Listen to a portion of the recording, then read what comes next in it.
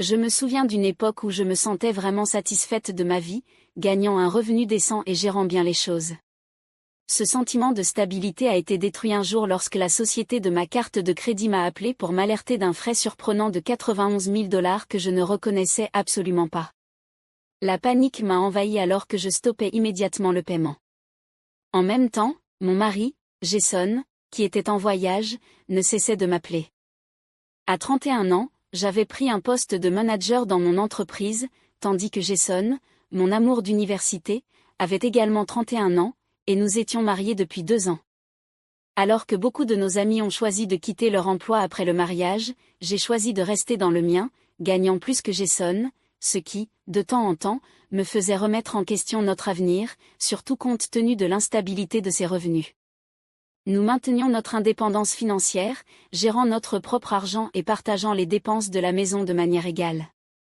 Cet arrangement me donnait la liberté de dépenser ce qu'il me restait comme je le souhaitais, une situation que je trouvais généralement satisfaisante, car nous travaillions tous les deux et notre vie ensemble semblait harmonieuse. Cependant, récemment, alors que je rentrais chez moi dans le train, j'ai eu une sensation persistante que je pourrais avoir dépensé un peu trop. En regardant une alerte de débit sur mon téléphone, j'ai pensé à vérifier s'il y avait un abonnement non utilisé qui continuait à me facturer, mais cette idée a rapidement disparu, car je n'arrivais pas à me souvenir du mot de passe du portail de ma carte de crédit. Trouver la motivation pour régler cela était difficile, surtout parce que contacter le centre d'aide semblait être une bataille, étant donné qu'il n'était disponible que de 8h à 18h. Au cours de la semaine, précisément lorsque la plupart des gens sont occupés, les longs temps d'attente pendant la pause déjeuner n'aidaient pas. Pourtant, je ressentais un léger réconfort en sachant que, s'il y avait des problèmes significatifs, comme une facturation supérieure à 5 000 $, le centre d'appel prendrait contact avec moi. Cette confiance dans le système m'a rendue un peu complaisante quant à l'idée de les contacter moi-même. Pendant ce temps, les achats en ligne étaient devenus une brève échappatoire au stress lié au travail. Lorsque j'ai ouvert un colis fraîchement livré, j'ai ressenti une vague d'excitation, qui s'est rapidement évaporée en entrant dans le salon.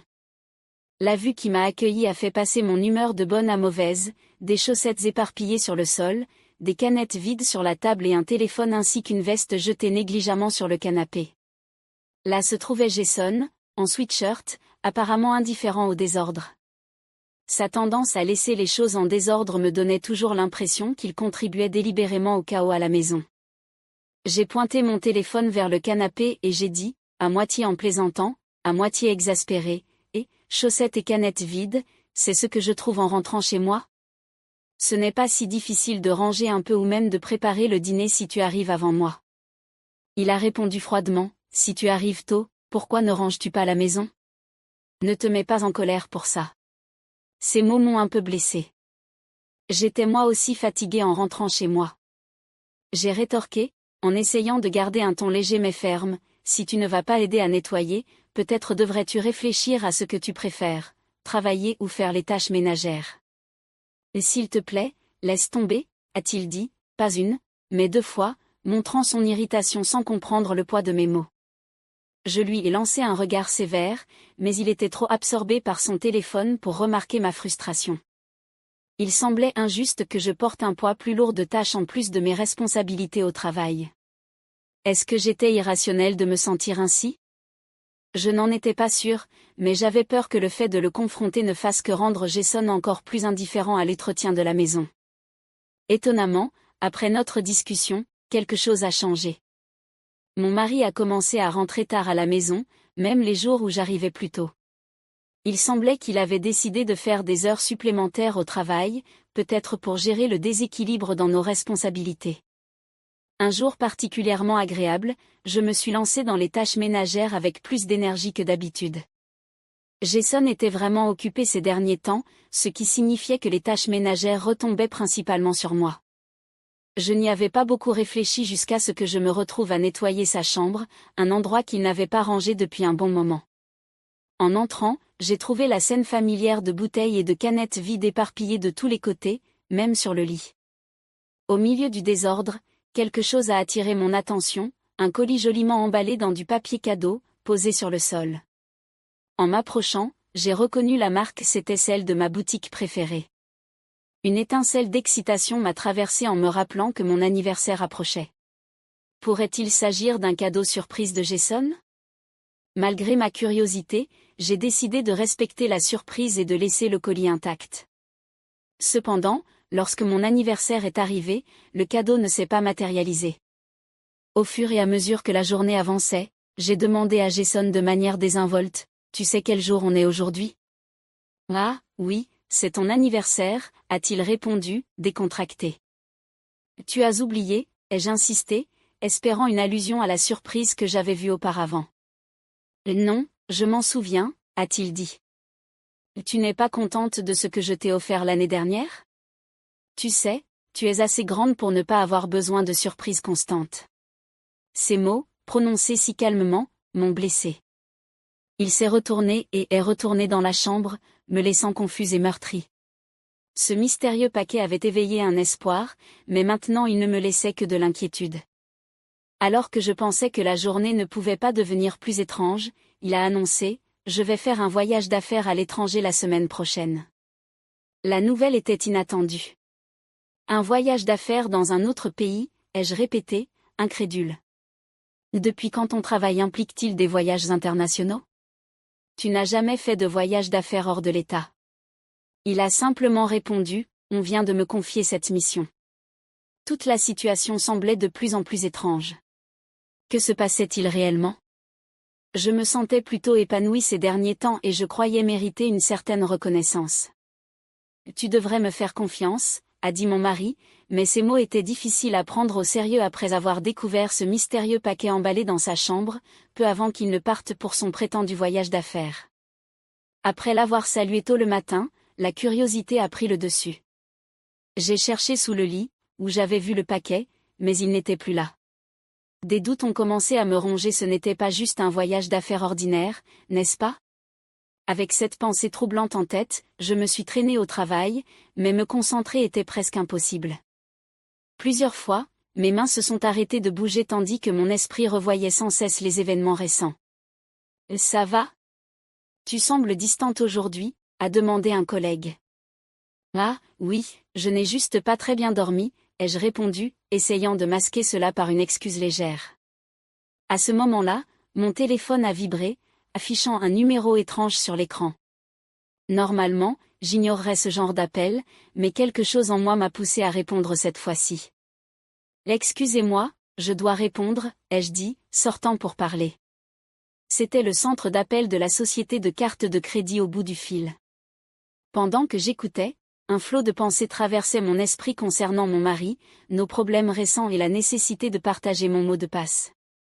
Puis, les mots de la représentante ont interrompu ma confusion. Ici, c'est notre service de protection des dettes. Il semble qu'il y ait eu une charge de plus de 40 000 $ sur votre compte, a-t-elle expliqué calmement. Je suis restée stupéfaite, un mélange d'incrédulité et d'inquiétude m'envahissant. Que se passait-il? La conversation a pris de l'ampleur lorsqu'elle a lâché une autre bombe. Oui, il y a eu une tentative de prélèvement d'un montant de 91 000 $. C'est impossible. Attends une seconde, dis-je, haletante, le cœur battant, courant de retour à mon bureau et fouillant dans mon sac à main, seulement pour découvrir que ma carte de crédit avait disparu. C'était la carte que je prévoyais d'emporter avec moi. Pourriez-vous s'il vous plaît interrompre cette transaction, demandai-je avec urgence, le téléphone collé à mon oreille. Oui, elle est encore en attente, donc nous pouvons l'arrêter, assura l'opératrice. Une vague de soulagement m'envahit. Et s'il vous plaît, pourriez-vous gérer le problème de la carte volée immédiatement? Je ne l'ai pas, ajoutai-je. Oui, madame, je vais m'en occuper tout de suite, répondit-elle. Bien que la situation fût partiellement résolue, l'adrénaline continuait de circuler dans mes veines. Je raccrochai, toujours avec le cœur qui battait la chamade. Désolé, mais je ne suis pas en état de travailler. Je dois partir plus tôt. Il semble que ma carte de crédit ait été volée et presque utilisée de manière frauduleuse, et j'ai beaucoup à régler, expliquai-je à mon patron, qui comprit et me permit de partir. Je pris rapidement le train, en vérifiant mon téléphone, je vis de nombreux appels manqués de mon mari. On aurait dit qu'il voulait me confesser quelque chose. Je courus chez moi, retirer mes chaussures, lâcher mon sac et me diriger directement vers le bureau de mon mari. Son bureau était rempli de papiers, mais ce qui attira mon attention fut son historique de recherche, croisière de luxe et projet de voyage pour 2 personnes. Cela n'avait définitivement rien à voir avec le travail, et je n'avais pas été invitée à un tel événement. Le prétendu voyage d'affaires était clairement une couverture pour autre chose. Mon cœur s'enfonça en réalisant les implications. En fouillant mes anciens emails à la recherche d'indices, je remarquai un nom qui ressortait, Billy. Mais qu'est-ce que c'est, murmurai-je, la colère grandissant. Je voulais frapper le clavier de frustration, mais je me retins, m'efforçant de chercher une preuve concrète de ce qui se passait. Mon téléphone continuait à sonner sans relâche pendant que j'assemblais les pièces du puzzle. Mon Dieu, arrête, gémis-je, submergé par la trahison et le chaos qui se déroulait devant moi. Dans la confusion, je décidai d'utiliser le mot de passe fourni par le centre d'appel pour vérifier l'historique des transactions de ma carte de crédit. Je me connectai à mon compte et commençai à faire défiler les enregistrements, mon incrédulité grandissant à chaque entrée. Il y avait une transaction pour un sac de luxe qui attira mon attention. Les pièces du puzzle s'assemblèrent soudainement. Jason avait utilisé ma carte de crédit pour faire plaisir à sa maîtresse, Olivia, et avait même financé un prétendu voyage d'affaires à l'étranger. La réalisation me laissa stupéfaite. J'avais ignoré plusieurs appels, mais maintenant, rassemblant tout mon courage, je finis par répondre au téléphone. « Enfin, tu as répondu. » « J'ai essayé tant de fois, » dit Jason, la voix anxieuse. Il commença immédiatement à parler de la carte de crédit. « Là, qui est la carte ?» demandai-je, directement. Il hésita avant de répondre. « Tu veux dire à qui appartient la carte ? Eh bien, c'est plus facile d'utiliser une carte qu'argent à l'étranger, surtout pour des voyages d'affaires. » Voyage d'affaires ? Ou tu veux dire la croisière de luxe et l'escapade avec Olivia ? Répliquai-je durement. Il tenta de se défiler. Pourquoi tu demandes à propos de la croisière ? C'était pour des divertissements d'affaires, un moment amusant. Et le sac de marque pour Olivia ? Tu essaies vraiment de justifier ça en faisant semblant de ne pas savoir ce qui se passe, pressai-je, ma voix ferme mais pleine de douleur. Mon mari hésita, le poids de la confrontation le frappant enfin. Je comprends, répéta-t-il, avec désespoir dans la voix, essayant de s'excuser. Je sais tout, affirmai-je clairement. Tu as essayé de dépenser 91 000 $ pour une croisière de luxe et un forfait de vacances pour couple. Tu as utilisé ma carte de crédit pour faire des cadeaux à Olivia. Après une pause, il finit par admettre, « Désolé, j'ai trompé. » Désolé, mais je ne peux pas rentrer à la maison tant que tu n'as pas réactivé la carte de crédit. Sa supplication flottait dans l'air, absurde et presque pathétique. Tu crois vraiment qu'un simple « je suis désolé » et une confession suffisent à faire disparaître tout ça, demandai-je, le poids de sa trahison pesant sur moi. La conversation avait irrémédiablement changé de plainte commune sur le mariage à un douloureux règlement de compte. Me sentant complètement trahi, je dis à mon mari, « S'il te plaît, passe le reste de ta vie dans ton resort » et je raccrochai avant qu'il ne puisse répondre. Presque immédiatement, mon téléphone se mit à vibrer sans relâche, la sonnerie incessante me fit atteindre mes limites, et je finis par éteindre l'appareil pour échapper au bruit. Peu après, une notification par email apparut, m'informant que le vol de retour de mon mari était prévu pour midi, 5 jours plus tard. Je profitai de cette opportunité pour tout organiser avant qu'il ne rentre chez nous. Le lendemain, je commençai à retirer tous ces effets personnels de la maison. Le deuxième jour, je rassemblai mon courage pour tout raconter à mes beaux-parents, leur montrant des preuves de son infidélité et de ses dépenses financières. Ils furent choqués et profondément désolés. À la fin de la conversation, ils acceptèrent de me soutenir dans le divorce, promettant de s'assurer que je recevrais 2 millions de $ de pension alimentaire et s'engageant à récupérer les fonds que mon mari avait dépensés de manière irresponsable. Alors que le jour du retour de mon mari approchait, j'ai reçu un appel de mes beaux-parents en début de soirée, confirmant qu'ils avaient déjà déposé les papiers du divorce en toute sécurité. Étonnamment, mon futur ex-mari n'avait emporté qu'une seule carte de crédit avec lui, laissant nos autres finances intactes. Cependant, la femme avec qui il était avait lui donné 91 000 $, mais, furieuse des événements, elle avait modifié son vol, partant pour Singapour avant lui, sans qu'il ne le sache. Je n'ai pas pu m'empêcher de me demander pourquoi elle n'avait tout simplement pas pris son billet et son visa, le laissant sans issue. En réfléchissant à cela, j'ai appris par mes beaux-parents qu'à son retour à Singapour, il avait trouvé la maison vide et sa connexion avec moi coupée, toutes les appels allant directement sur la messagerie. Dans une tentative désespérée de trouver un abri, il est allé chez mes beaux-parents, où il a dû faire face à de graves conséquences pour ses actes. Après tout ce qui s'était passé, la dernière étape consistait à finaliser les papiers du divorce. Mon ex-mari s'était encore plus enfoncé dans des problèmes, et il ne s'était pas arrêté avec notre séparation.